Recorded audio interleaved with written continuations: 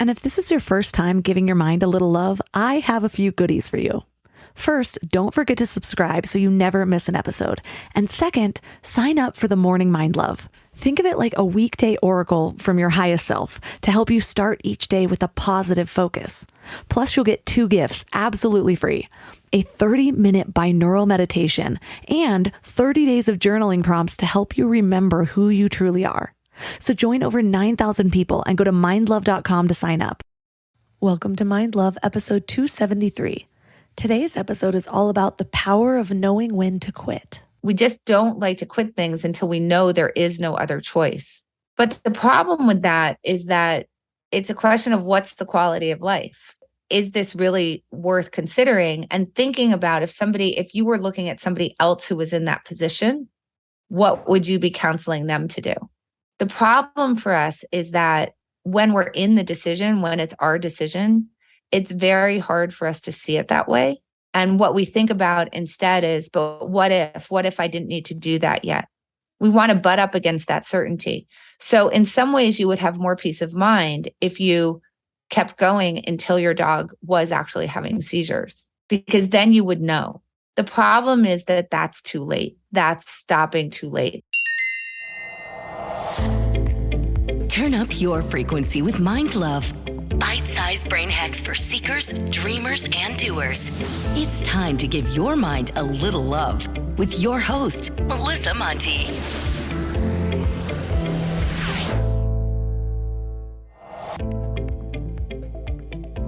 If this is your first time giving your mind a little love, don't forget to hit the subscribe button. Mind love is a habit, and the more you give your mind that love and intention, the better you'll feel about yourself and your life. Plus, it's really a win-win because more subscribers means Mind Love attracts even more amazing guests to bring you their wisdom.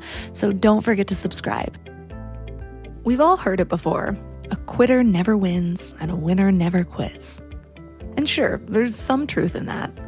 A lot of people give up on their dreams way too early, or they don't start at all. But is it always true? What if I told you that quitting is actually one of the biggest keys to success? There's a difference between quitting and giving up. Quitting is strategic. It's knowing when to walk away from something that isn't working. It's knowing when to move on to something better. Giving up is different. Giving up is giving in. It's giving up on your dreams. It's giving up on yourself sometimes. Fun story, I actually dated a gambling addict for a few years. Some of the worst and weirdest years of my life. Well, he used to just hand me $100 bills so that I'd leave him alone to waste his money and also his life. Well, at first, I'd use the money for the spa or to pay my bills, and it seemed like a win-win. But before I knew it, I was spending hours in the high-limit room just pumping hundreds into 5-play dollar video poker machines, waiting for the free food bar at 5. Turns out it is super easy to spend thousands of dollars on nothing when the money is not yours. Well, there's a pretty well-known psychological phenomenon when it comes to gambling. You always feel like you're just on the brink of winning. But I've put $700 in this machine. It has to hit eventually. When you're not in it, it sounds a little crazy, but this actually happens in many areas of our lives. We stay in relationships that we know aren't working. We stay at jobs that are sucking the life out of us. We stay in situations that we know we need to walk away from. So why do we do this? The answer is simple. We're afraid to quit. We're afraid of what will happen if we walk away. We're afraid of the unknown. We're afraid of failure. But here's the thing. The only way to find success is to be willing to fail. You have to be willing to walk away from something that isn't working. You have to be willing to take a risk. You have to be willing to quit. So if you're feeling stuck, or if you're feeling like you're just spinning your wheels, ask yourself, is there something that I need to quit? And guess what? You probably already know the answer. We usually have that little nagging voice that we try to ignore. But easier said than done, right? So how do we actually know when the time is right? How do we assess our current situation and strategically determine that we're better off letting go? Well, that's what we're talking about today. Our guest is Annie Duke. For 2 decades, Annie was one of the top poker players in the world. Her expertise in the science of smart decision-making has helped her excel in everything from championship poker to public speaking. She's also a master storyteller, having performed 3 times for The Moth, which is a really cool organization that preserves the art of spoken word storytelling. So today she's going to share with us what she's learned through her academic studies in cognitive psychology combined with real-life decision-making experiences at the poker table. So 3 key things we will learn are how the paradox of quitting influences decision-making. Like if you quit on time, you'll feel like you quit too early. What forces work against good quitting behavior? And how to think in expected value in order to make better decisions, as well as other best practices. I used to be one of those people who had grand plans for a big healthy meal every Sunday night, and I'd make these elaborate meal plans, buy all the ingredients, and then Wednesday would roll around and I'd be staring at that wilted spinach, ordering takeout again. Shopping, planning, and cooking food really can be simple and stress-free, and that's why I love Hungry Root. Hungry Root takes stress out of mealtime by filling your cart with personalized picks and planning your week of meals, getting smarter with every order. With over 15,000 recipes to choose from each week, many ready in just 15 minutes or less, it's so perfect for those nights when you have no energy left. What I love most is their smart cart technology. It actually learns what I like and what I will actually cook. So no more buying ingredients for recipes that I'll never make. Everything that shows up, I actually use. They screen out over 200 additives, including high fructose corn syrup and artificial sweeteners, only high quality meat and seafood with no hormones or antibiotics, and they carry brands like Vital Farms and Ithaca hummus that I already trust. The time I've gotten back has been incredible. Instead of spending Sunday meal planning, I'm doing things that actually matter to me. Take advantage of this exclusive offer. For a limited time, get 40% off your first box, plus get a free item in every box for life. Go to hungryroot.com/mindlove and use code MINDLOVE. That's hungryroot.com/mindlove, code MINDLOVE to get 40% off your first box and a free item of your choice for life. hungryroot.com/mindlove, code MINDLOVE.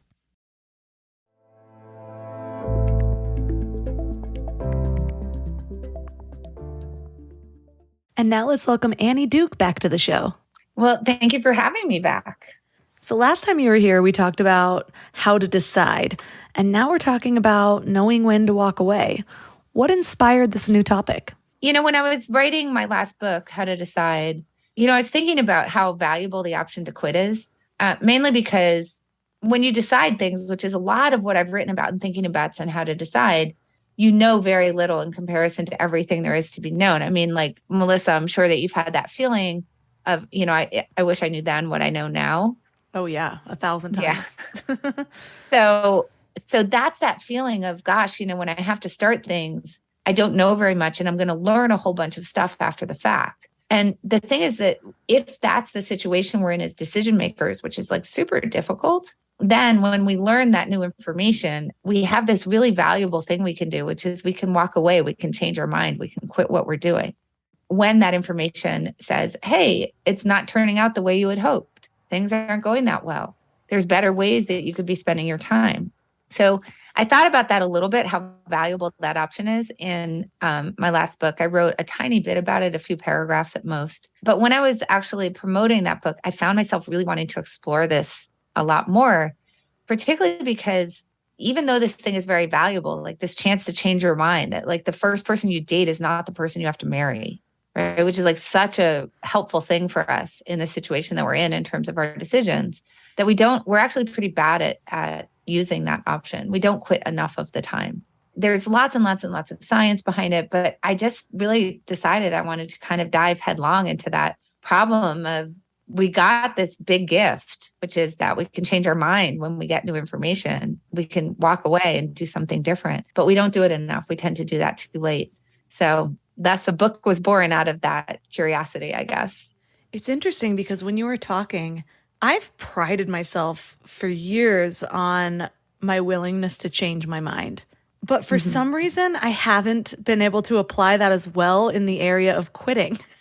I'm actually going through a number of things right now where I'm like, okay, well, does this still make sense to do in my business? Can I reform this? And I've been holding on to certain things for too long, just like you said, because I I think there's a lot of unknowns around it.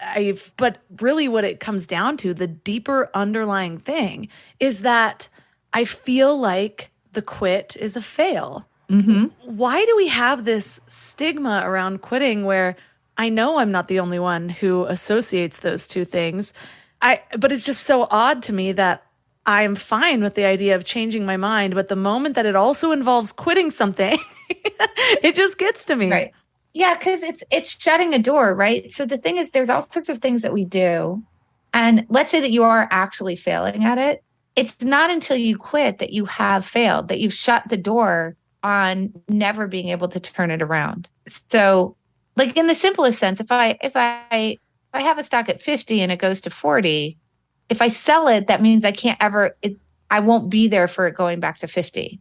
And now this isn't the way that you should think about anything, obviously, because what you should care about is that would I buy that stock today? Like that should be the only part of that decision. And that's true of jobs, relationships, so on and so forth. The only question you should ask yourself is, knowing what I know now, is this a job that I would take today?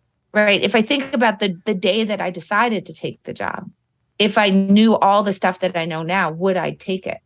But it's not really the way we think, because once we've put time and effort into something, we feel like if we walk away, it's a failure, that we're never going to be able to turn it around. We won't be able to make it work, that the time that we put into whatever we're doing will have been wasted. And those feelings are really powerful and they make it incredibly hard for us to quit.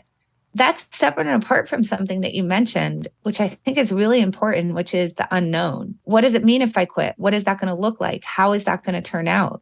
And we have this real aversion to that kind of ambiguity. We don't like to sort of like go into the wilderness to the point where, you know how they say like we prefer the devil we know to the devil we don't. Yeah. Yeah. So that kind of ends up getting into that like I'd rather stay in a job that it's not fulfilling me, because what if I go to a new job and I don't like it? What if I can't find a new job? Right? Like all of these things start to plague us, even though the thing we're doing, we actually have a lot of information about that we don't like it. But we don't want to switch because we're afraid of the uncertainty. We're afraid of kind of what comes along with that, of not knowing. And it makes us stick to a lot of things that really aren't doing any good for us. I see that because what I found, I told you I'm in the weeds of something right now. And already what's helping is actually just being willing to get into those weeds. It's so easy to just avoid it, not dig into this email list or whatever it is that I'm going through, where I'm like, I don't know, is this even working? Like, yeah. And so now I'm actually seeing the numbers and getting more data rather than just sort of knowing this thing over here isn't the best and I want to reform it. I don't know what I'm going to do with it. What I also find interesting is that often when we quit, we still have uncertainty. We wonder if we could have turned that around. I have an odd example for this. Earlier this year in May, my dog of 15 years passed and I had to put him down. And honestly, I kept being told like, you know, it's better too early than too late. I started getting really terrified that he was going to like start seizing and we wouldn't be able to do anything at that point, but it's such a hard decision to make. Yeah. And I swear to you, since I put him down, every day I wonder if I did that too early or if that was the right decision.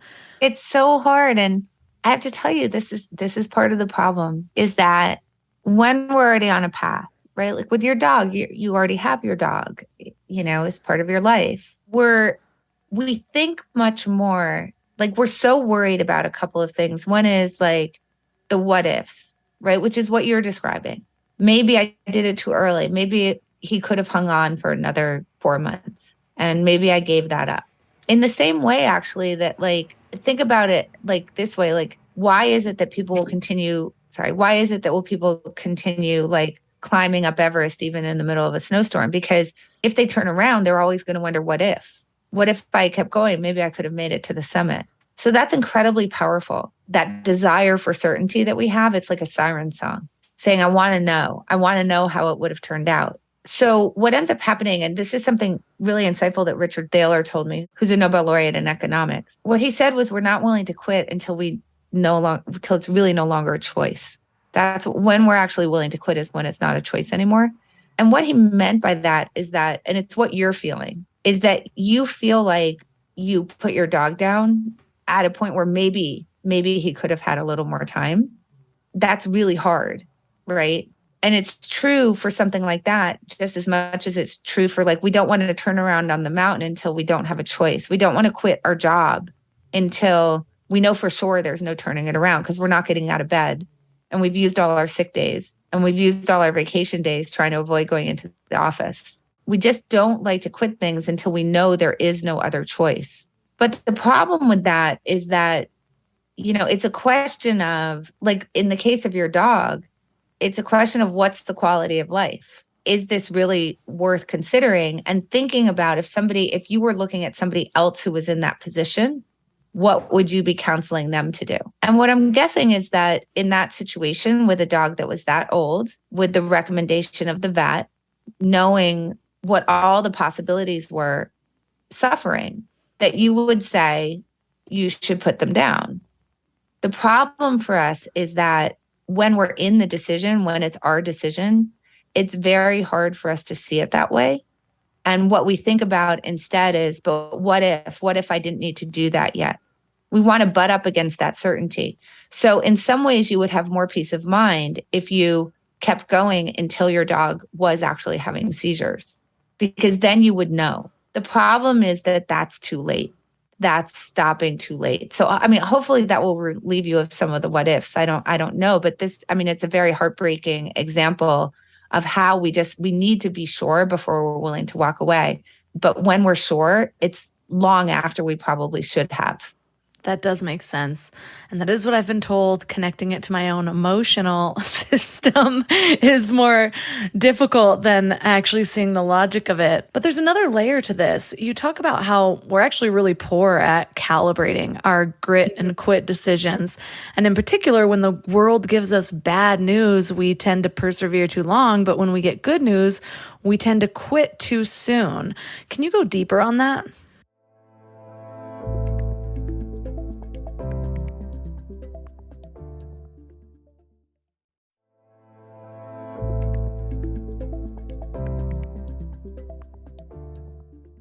You talk about how we're actually really poor at calibrating our grit and quit decisions. And in particular, when the world gives us bad news, we tend to persevere too long. But when we get good news, we tend to quit too soon. Can you go deeper on that?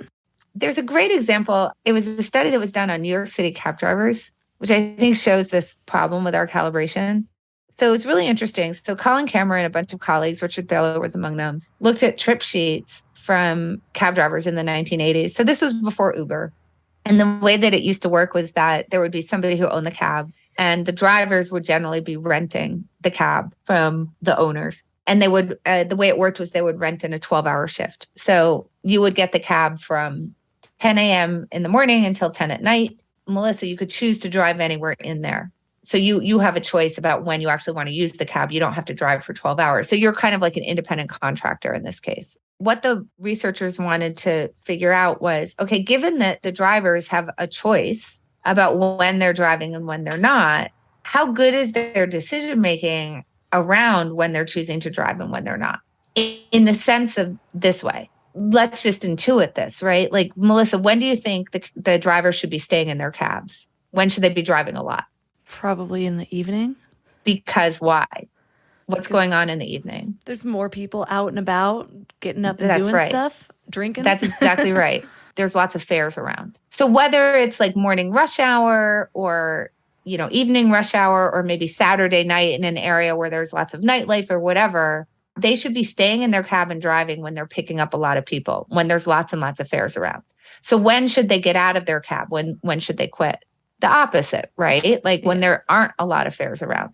Mm-hmm. So that seems pretty obvious to us looking from the outside in. But when they looked at the trip sheets, they found something super puzzling. When the fares were kind of fast and furious, right? So you could look at the trip sheets and you could see like how much time it was between each fare. Mm-hmm. So when they saw that the drivers were like getting lots and lots of fares, like the fares were coming pretty quickly, the drivers quit really early. But when it was really slow and there were no riders around to pick up, they stayed in their cab forever. So that's really weird, right? Right? It's like the opposite of what they should be doing. It's so much the opposite of what they should be doing that they were costing themselves. They would have made 15% more money if they had stayed in the cab when there were lots of fares and just quit and walked away when there were very few. So they were able to calculate that. Even if they had just used like a random strategy, which was like, I'm going to get the cab, I'm going to drive for 6 hours, they would have made 8% more than they actually were. Okay, so they're flipped. They're sticking around when they shouldn't, and they're quitting when they shouldn't. And they're flipped on that decision. So Cameron really wanted to find out, like, well, why is this? Like, what's going on? And so he like asked them, and he was like, well, tell me, like, what's determining whether you stick in or quit? Like, what's making you drive or not drive? And what they told him was that they had an earnings goal for the day. So let's say they were like, I want to make $300 today. What would happen is that as soon as they made the $300, they would stop driving. They would just quit. But if they didn't make the $300, they would keep driving until they did. Okay, so now, like, can you see how this explains the behavior? Because if there's lots of fares around, they get to that 300 really fast, to that earnings goal really quick. But if there aren't any fares around, it takes them a really, really, really long time to get to that goal. Does that make sense? It makes perfect sense. And yeah, it makes me wonder, is that an internal decision? Or like, where'd that earnings goal come from? They set it for themselves. Again, they're not working for anybody, right? Like, they're just renting the cab. So they're setting that goal for themselves. And what you can see is happening is this miscalibration, which is kind of that quit when you're ahead, right? Like, if it's really funny, because if you look at all the aphorisms around quitting, most of them tell you never, ever quit. You know, like, winners never quit, quitters never win. That's basically like quitters are losers, right? That's what it's saying. Yeah. If at first you don't succeed, try again. But there's one that's positive toward quitting, which is quit while you're ahead. But that's actually really bad advice. And you can see why that's bad advice with the cab drivers, because ahead for them was, I've reached my goal, and then they wanted to quit. Whereas behind for them was, I haven't reached my goal, so therefore I'm going to stick. I mean, better advice would be quit when you're behind. That would be better, but it still wouldn't be exactly. What would actually be right is quit when you're ahead if the thing you're doing is no longer worthwhile. So that's different, right? Or quit when you're behind unless the thing you're doing is still worthwhile. It's that part of it that we have a lot of trouble with is what does it mean for something to be worthwhile? And we tend to sort of apply these simple rules in order to make these decisions. So if you were to apply the more complicated rule to the cab drivers, you would say, like, quit when you're ahead unless what you're doing is still worthwhile. And by the way, you just picked up like 10 fares in a row. There's no reason to think that's going to slow down right now. You should probably keep going. But they don't, right? Because they're using like a very simple heuristic, to just a rule of thumb, to decide when they're sticking and quitting. So there's like, I think, such a good example of how we can get so miscalibrated on things. Yeah. It's like, take the weekly average, like, figure this out. Like, this could be obvious. Again, if they just said, I'm just going to drive 6 hours, they would do, like, don't even do anything as complicated as necessarily trying to figure out, like, stay when there's lots of fares or not. You can just go, I'm going to drive 6 hours. You'd do better. That makes sense. It's interesting thinking about them sticking in their cars when they know nobody's driving around. I feel like that'd be plenty of time to think that maybe this strategy isn't working, but we do it in so many things. And where I can relate to it, I dated a gambling addict for a long time. And so henceforth, I also had gambling behaviors just during this time. For some reason, I had no problem never gambling again after we broke up. But it reminds me of being in the high limit room and pumping money into the video poker machines. That was my thing. And I remember this one time in particular because I have a Facebook album of it, because I just kept winning and I was like thousands and thousands of dollars up. I got like 4 royal flushes that day and like a bunch of 4 of a kinds with like a kicker.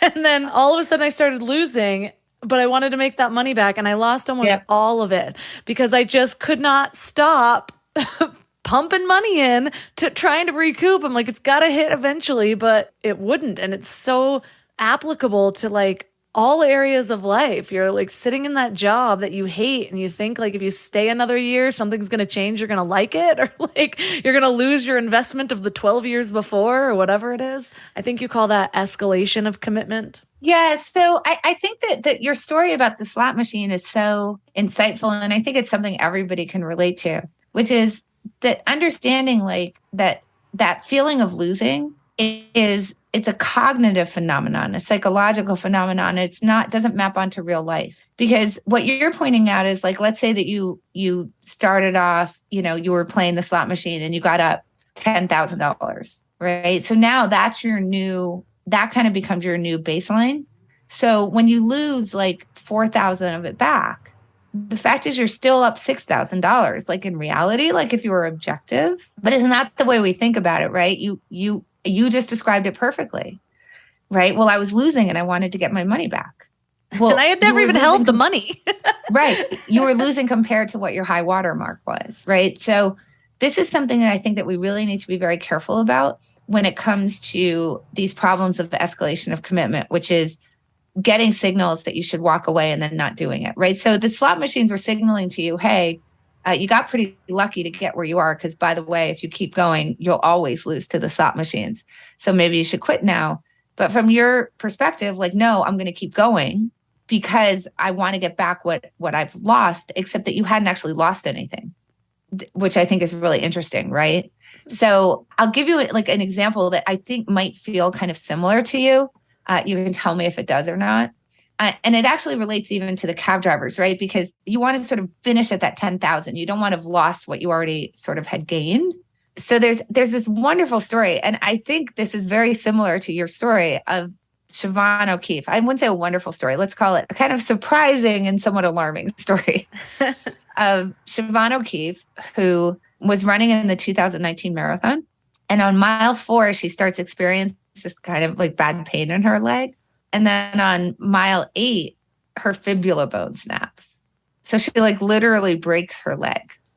Now, tell me, do you share the intuition that I do, that if I were running that race and I broke my leg on mile 8, I would stop running? Yeah, I don't think that'd be a question for me, but. Right.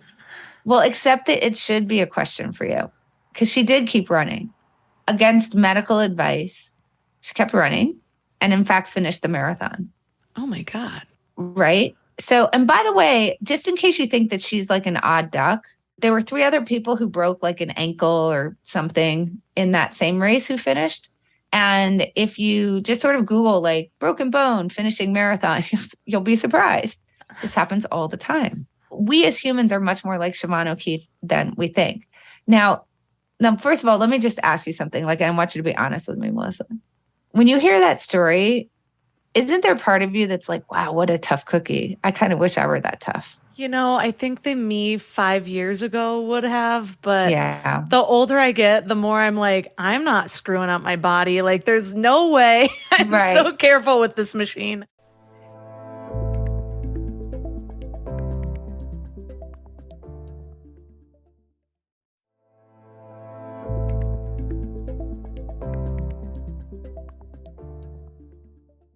Right. So like the you of 5 years ago is like, oh, I wish I were that gritty. Yes. Right. And of course, what you recognize because you have experience is that, no, there's nothing to admire about that. Like if she loved running, then if you keep running on a broken leg, you're like risking like a compound fracture. Like you might never run another race again in your whole life. Like, no, that's not good. So the question is like, why did she keep running? And it's a little bit the same problem as why did you keep playing that slot machine? And the answer is because there was a finish line. So even though she had run 8 miles more than 0, so like objectively, she had accomplished something, she was short of the finish line by 18.2 miles. And that would be true. Like, imagine how sad you'd be, Melissa, if you ran 20 miles of a marathon and for some reason you had to stop. So we can bring it back to like your dog, right? Like you'd be sad. And then wouldn't you also be wondering a little bit like, but what if I had kept going? Could I have done that extra 6.2 miles? Yeah. Don't you think you'd be left with those feelings of what if? Because for some reason I can understand, like, I don't think I would partially summit Everest and stop and go back. I just don't know if I would. I don't know. It depends how cold I was. I really don't like the cold. I don't think I'd sign up for it in general, but I can see where that is. For some reason, a marathon doesn't hold that weight to me. But the moment that I've invested that the training and everything. Like when I see people Right. having to drop out of the Olympics and things like that, I am pulled where I'm like, oh my gosh, all that training. So yeah, I think it's just that because the marathon isn't personal to me, it's harder to be like, why are you still running? But the moment that you invest in it, then it is personal to you. So That's exactly yes. right. So like, and I think you can feel that, right? Like, because you're not a marathon runner, it probably doesn't feel as weird to stop on mile 8. But if I told you, what if you stopped on mile 22? Because then you're so close, right? Yeah, I might hobble it over. And if you had to quit, wouldn't you be left with the same what ifs? Yeah, I think I would have ran on that Maybe I broken just leg. wasn't tough enough. Maybe I should have kept going. Yeah. So, but how silly is that? Because you ran 20 miles or 22 miles, right? Like, that's way more than 0. The problem is it's the slot machine problem, is that we don't count the 22 miles that we gain. We count the 4 miles or whatever that we're short of the finish line. And that was what was happening to you in the slot machine. You weren't counting that maybe you were up 6,000 from when you sat in the seat. You were counting that you were down 4,000 from what your high water mark was. And immediately you set a finish line for yourself. As soon as you hit the high water mark, let's say you were up $10,000. I don't know, I'm making that up, right? But let's say you were up 10,000 or 1,000 or whatever it was that you were up. That now becomes your finish line. It becomes your new baseline. And anything short of that is going to feel like really bad. It's going to feel like you failed. And you're not going to want to walk away from it. And I think that you brought up something that's really important because you had an intuition, right? Which is what feels worse? Sort of decide, like never thinking you want a marathon, never trying, never running a mile of a marathon because you never tried, or deciding to train for a marathon, starting the race and having to quit on mile 20, which feels worse to you. Yeah, the second one. Right. But that's weird because in the second one, you ran a lot. And the first one, you didn't do anything. I know. That's the thing about finish lines, right? And we set finish lines for us all the time, right? I mean, whether it's like the amount of money that you want to win at the slot machine or how far you want to run in a race or a project deadline or, personal goals, like whatever those things are, they have a downside to them, which is that they can make us keep heading toward them. That brings up such an interesting point because whenever we're coached on goal setting, it's like, well, set that bar for yourself. What is it? And so if that's what we're sort of told to do, that's what we think makes a successful goal setter or anyone who succeeds in anything, then what is a better way to set a goal so that we don't get caught in some of those cognitive traps? Yeah. So, so here's the rub, right? I'm not talking about like goals that are sort of broad. Like I want to be a nicer person. I want to feel fulfilled in my life. Things like that. Those things are not going to cause these problems. It's the goals that are associated with a specific endeavor that we've entered into where the goal itself is quite specific, right? Which is like the case in a marathon. But this is where, if you're familiar in business with like objectives and key results, OKRs, or key performance indicators, KPIs, these kinds of things. Like this idea of goal setting is very popular, that they need to be clear, they need to be specific, timelines associated with them, so on and so forth, that's going to help us to achieve what we want to achieve. Super popular idea and not wrong. I just want to be clear about that.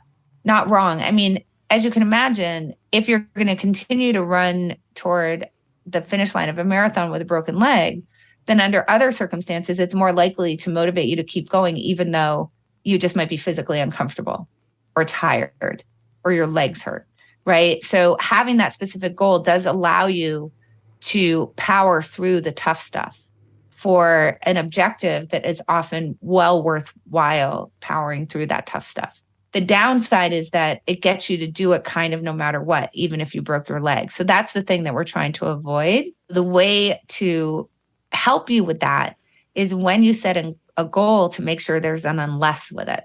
So like in a simple sense, I'm going to run the marathon unless the medical professionals tell me that I should stop. That would be like an unless that you would attach to it. So that would encompass a lot of things like dehydration, broken bones, so on and so forth, right? Where they could tell you, no, like you really need to stop. then you could say, I'm going to run unless they tell me to stop. Now, in all the cases of people who kept running these races, the medical professionals were telling them to stop. By the way, they ignored them and kept going. Now, part of I imagine, I feel like when people hear me say that, they're like, but that's dumb, because how is that different than the medical professionals actually telling you to stop?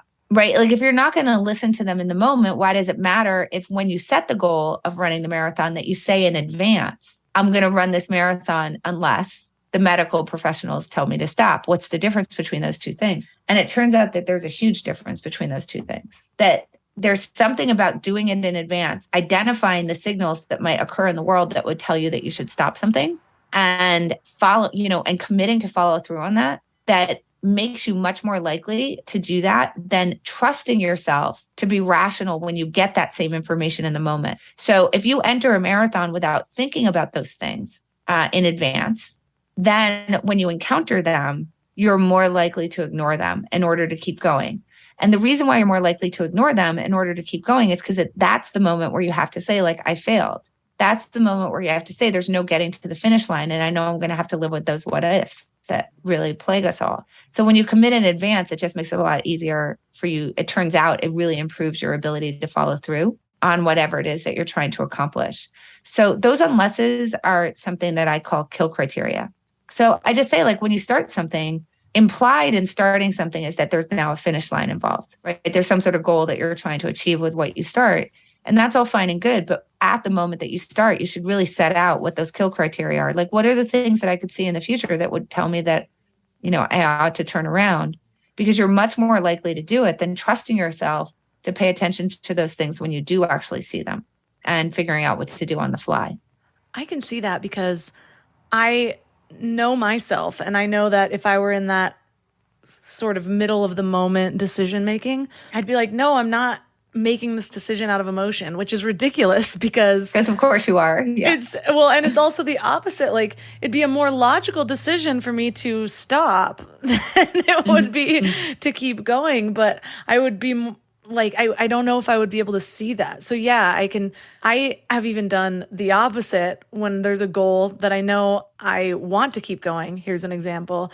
When I set a goal to have a morning routine and have my meditation practice, I create my oh shit plans around that. And it's okay, well, if something comes up, then I don't want it to just be a wash, because I also know that historically, say I've done a morning routine and then something comes up one day, then it's easier for something to come up the next day. And then once I've missed 3 days, then it doesn't feel like I have this morning routine anymore. It doesn't even feel like I need to show up. When am I going to restart? I can push that day off forever.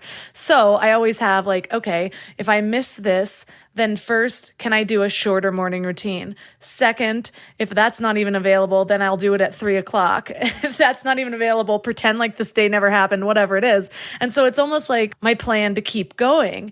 But that is a very low stakes, it's for my higher self anyways. I need that revamp time. I already know that it's for, there's not a lot of downsides. Is this still working for me? I don't think I should meditate anymore. I'm getting in my head too much. That's never been a problem. But I'm curious, when you're creating kill criteria for something like a job, because I know a lot of people struggle with that. It's okay, I've invested 12 years in this job. How would you create kill criteria for that, both if you're just starting a new job, and then also, can you still do it if you're just learning this information and you've been in the job a decade already? So first of all, what you just said, I think is so important, which is the 12 years you've put into it doesn't matter. And I know that's really weird and kind of hard for people to hear, but it doesn't. You've already put the 12 years in. It's already gone. If you quit, you're not going to have wasted those 12 years. That doesn't make any sense. It already happened. What you should think about is not, I've already put 12 years into it, is the next year that I might put into this good for me in comparison to the other things that I might be doing with that exact same time. And I think that that's something really important for people to understand. And it's a very, very strong cognitive bias. It's called the sunk cost fallacy, that we think that the time that we've already spent in something matters, but it doesn't. I mean, where it does matter is if you know the ropes of your job, it might increase the likelihood that you'll have a good outcome over the next year in your job over a new place where you would have to learn new ropes. But notice that that doesn't have anything to do with the 12 years that you've put into it or what you might waste if you walk away. It's just that you may have an advantage in the job going forward compared to other jobs. The problem is that if you're actually considering quitting your job, it probably means you're already really miserable. And my guess is you've been miserable for a really long time. And so you have the information that you need to know that the next year is not going to go well. You already have it because you have a lot of certainty around how you feel in that job. And part of what stops us from quitting is exactly what you just said. But what about the 12 years I've already put into it? And that's really a shame because waste isn't really a backward looking problem. Well, I've wasted the 12 years I just spent. Waste is a forward looking problem. I don't want some worry about the 12 years I've already spent to cause me to waste another year in this job. That's how we need to start thinking about waste. So how can we get to these decisions a little more quickly? By using kill criteria. Basically, you can list down and say, what is it that's making me miserable in this job? And write down what those things are. And then say, all right, these are the things which I'm miserable about. How long, if I really think about it this moment, how long can I really take this for? Right? So maybe it's 3 months. Maybe you've got another 3 months in you. If that's the case, say, all right, so what would I see in 3 months that would tell me that nothing has changed or that not enough has changed, right? So like if you have a toxic boss and they're still toxic and the behaviors are still there in 3 months, like you need to commit that when you see that those behaviors are still there, that you'll walk away. And in addition to that, what you can do is say, well, what could I do to try to make the situation better? That's going to get you to start thinking about inputs. Right? Maybe I could have a discussion with my boss. Maybe I could switch to a different, under a different leader, whatever it might be, sort of try to figure those things out. But if it's still the same in 3 months, now you've actually set that out for yourself that you know what you're going to do about it in the future. So it doesn't really matter whether it's when you're starting or when you're 12 years in. Just on some sort of regular cadence, you should say over the next 3 months or over the next 6 months, what are the things that I could see that would tell me that things are going well? What are the things I could see that would tell me that things are going poorly? And if things are going poorly, I need to make a commitment to how I'm going to act on that. And what you don't want to have happen is, you come to this decision, like, should I quit or not? 12 years in rather. And then you're like, oh, but maybe things will turn around, but you aren't specific about what that means. You don't set yourself a timeline. Like, what's the deadline here? You have a discussion, the discussion with your boss feels like it goes pretty well. And then 3 months later, you're kind of back in the same situation, but you're still in the situation of not wanting to have wasted the time that you've already put into the job. So there's all these forces telling you not to walk away and not give up the cause. And so then you rinse and repeat. And Melissa, you have to know people like that. I'm thinking of like 3 people. I'm already like, should I send this just episode early? Right? Yeah. Exactly. And the interesting thing is that when we're the friend of that person, it's very frustrating because you can see it really clearly. Like, we just had this discussion 3 months ago, and now you're telling me nothing's changed, and yet you're still saying, but maybe I can turn it around. And then it goes on for 3 more months, and then you see them again, and they're in the exact same situation, and it just kind of builds on itself.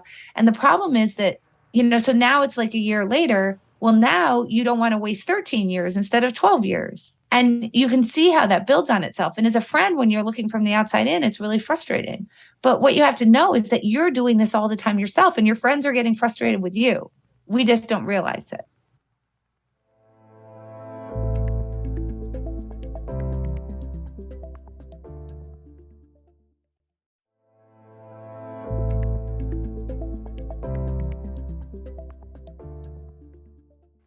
Yeah, it's especially frustrating coaching people through relationship issues where they come back and it's like, okay, I can only hear this so many times where I need to cut it off, let alone I know how you are feeling.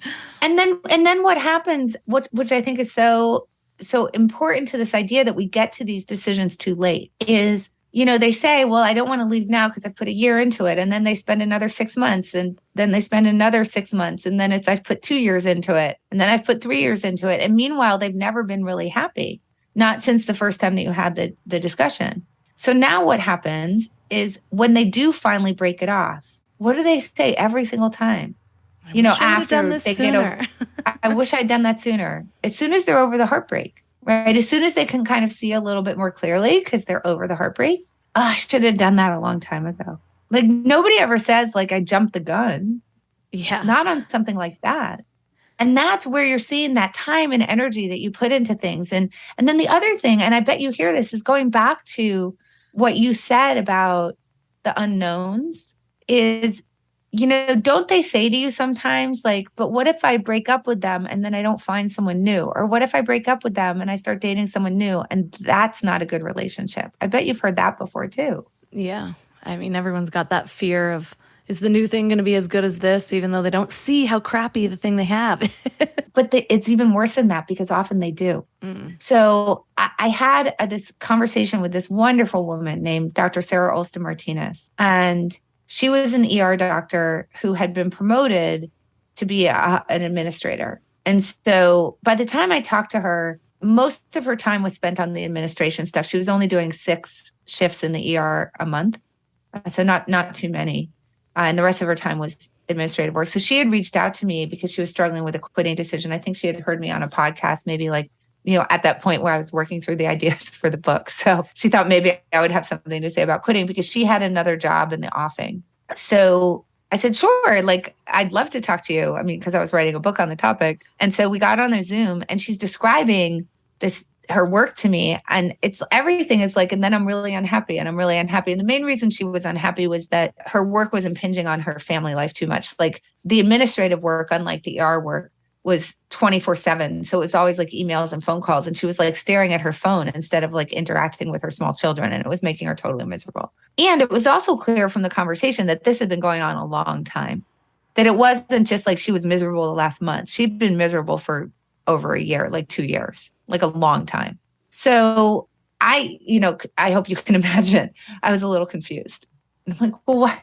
She's so unhappy. Like, why is she reaching out to me about this quitting decision? So I said to her, well, so I'm just wondering, like, what is it that's holding you back from taking the new job? And she said, well, what if I hate that job also? Like, what if I'm miserable in that job too? And I said, oh, like a light bulb went off for me. So what I asked her was, well, let me ask you a question. Like, imagine it's a year from now and you've stayed in the job you're currently in. What are the chances you're going to be happy? When I talk to you in a year. And she said, well, 0%. Like, I already know I'm really unhappy already. I don't think anything's going to change. I don't think it's going to get better. So 0, like, I'm not going to be happy in a year. And I said, okay. So I know you're afraid that maybe if you take the new job, you won't be happy either. But like, what are the chances of that? Like, it's a year from now, you're in this new job. What are the chances you're not happy there? She said, well, I don't know. I haven't done it before. I said, well, just take your best guess. She said, I don't know, like 50-50, like maybe half the time I'm happy and half the time I'm not. And I said, well, is 50% greater than 0?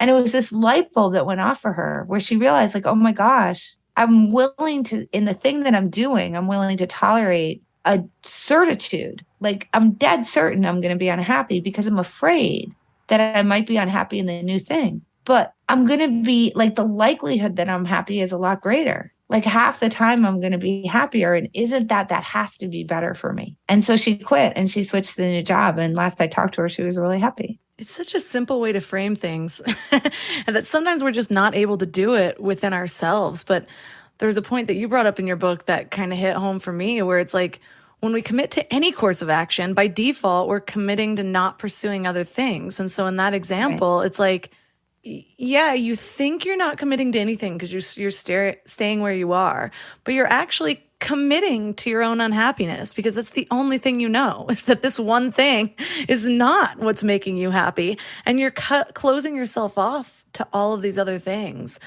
But I guess the final question I'd like to ask around that, though, is I do know that so often the things that people commit to is wrapped up in their identities, whether it is their relationship and they've got a big circle of friends and everyone knows them as Janie and Joe together, or it's their like the business that they started that secretly isn't really working, but nobody sees that, or whatever it is, it becomes who they are.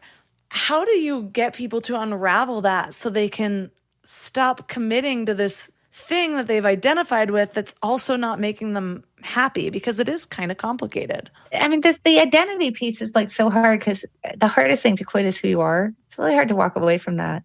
And, we have certain beliefs that define us. And in particular, there's kind of two things that cause a belief to really define us. One has to do with a group membership, because we really, like, a lot of our identity is tied up with the group that we belong to.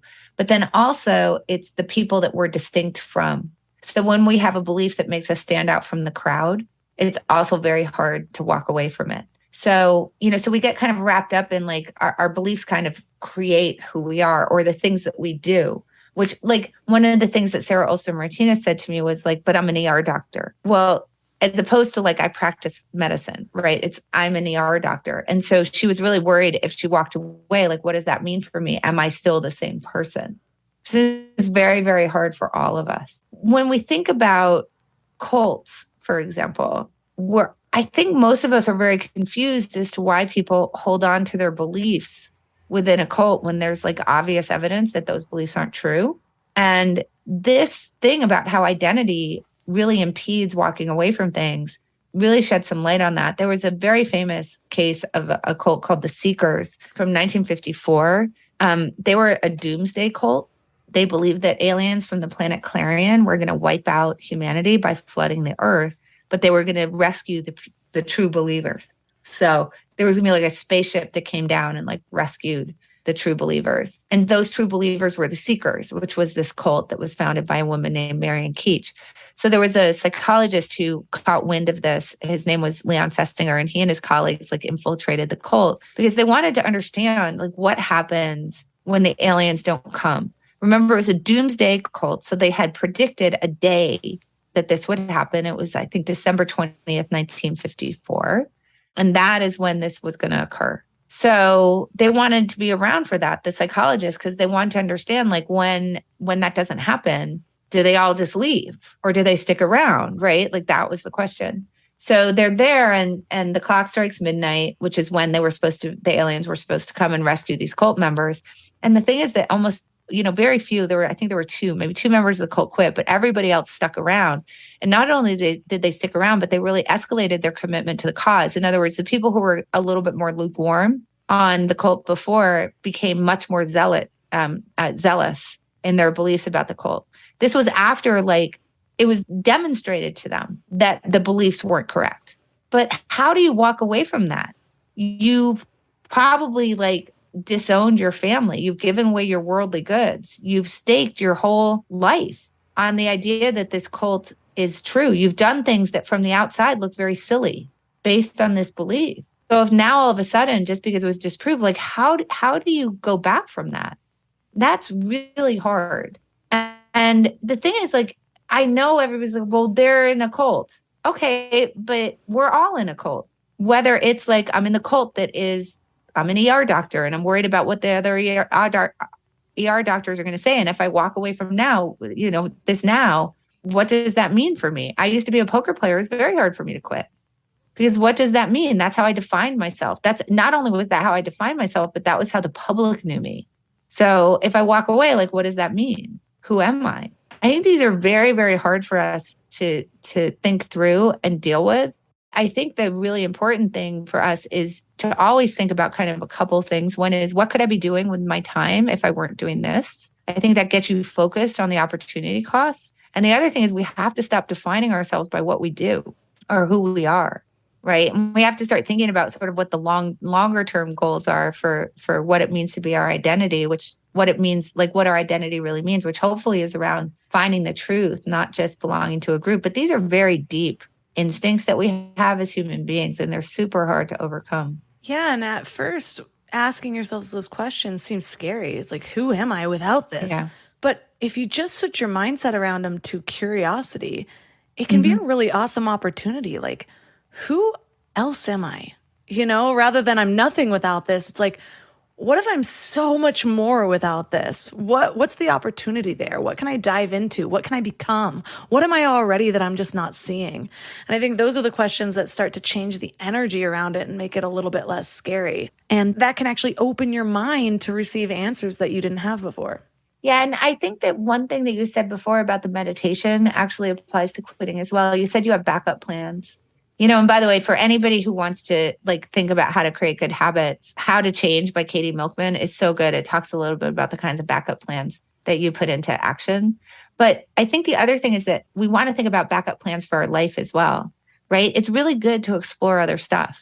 Because when you explore other stuff, you take away some of the uncertainty if like you get fired, for example. So if you've been exploring other opportunities or talking to other recruiters, for example, then, not with the intention to walk away, but just because you want to explore, like, what are the other things I could be doing? Then when the thing you're doing goes away, like if you get fired, it's not as scary because you have other things to move to. And also when it's right to quit, it becomes easier to actually walk away because you have something to walk toward.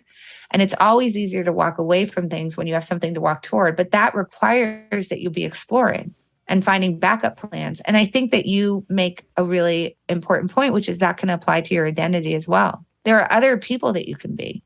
There are other things you can do that will define you besides the thing that you're doing right now. And so the more that you can explore those things, the less entrenched and embedded in whatever cult it is that you're in, you're going to be. And it's going to be easier for you to walk away when the time is right. Well, thank you so much for all of the value that you brought around this topic. I know for me, it came at a really pertinent time, and it's a question that I get a lot. Like, how do I finally quit my job, or how do I know when it's time to leave this relationship? And so I think this will be really, really helpful. So for listeners that are interested in learning more about you and your new book, where's the best place for them to connect? So you can always go to annieduke.com, which is my website. You can see links to buy my books there. You can see links to contact me there. I do try to respond to people who write in. I'm not perfect at it, but I attempt to reply to people who are writing in. I'm on Twitter at Annie Duke. Obviously, buy the book in your local bookstore or, where you like to buy your books online. And then also I would really love it if people would explore the Alliance for Decision Education. We're trying to bring the kinds of things that we're talking about today in terms of the way that we think about how do we make better decisions, in a world that's so uncertain, and start to bring that type of education to kids in K through 12. So instead of teaching them trigonometry, which, is just hard, and I've never used trigonometry since then. What we'd like to do is get people to be better decision makers so they can create better lives for themselves. And that's what the mission of the Alliance for Decision Education is. I hope people will check that out also.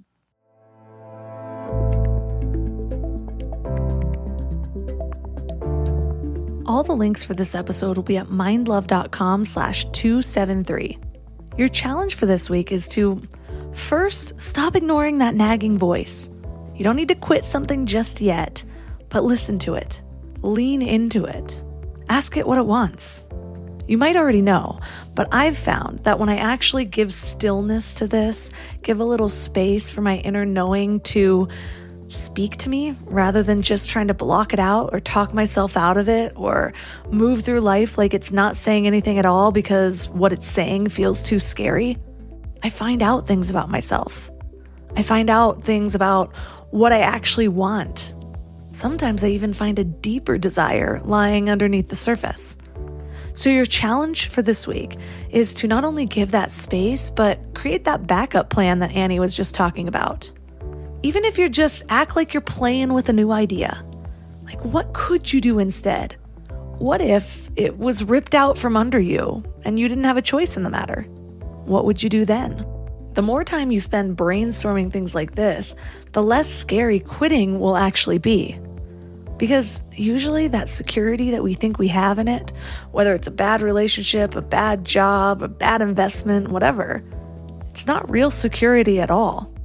You're actually just tormenting yourself sticking with something that you don't like. What kind of security is that? You're already living one of your worst case scenarios with maybe one perk. Like maybe it's the money or the fact that you don't have to move out or you don't have to make another plan. But all you're doing by each day that you stick in this is proving to yourself that you're not the kind of person that takes actions on what you really want. So let me know how it goes. If you need a little pep talk, reach out to me on Instagram at mindlovemelissa. You can support Mindlove by supporting one of my amazing sponsors, which are all listed at mindlove.com/sponsors. You can also join Mindlove Premium at mindlove.com/premium, where you get a whole backlog of exclusive episodes, over 50 of them that are only available for premium members, plus meditations, early release, ad-free listening, and other bonuses. And if you want to be my very best friend and possibly have your name mentioned on the show, leave a 5-star review on Apple Podcasts or on Spotify. And that's all for today. So thanks for giving your mind a little love today, and I'll see you next time. Thanks for tuning into Your Higher Frequency with Mind Love. Head to mindlove.com for a free gift to keep your vibes up until next week.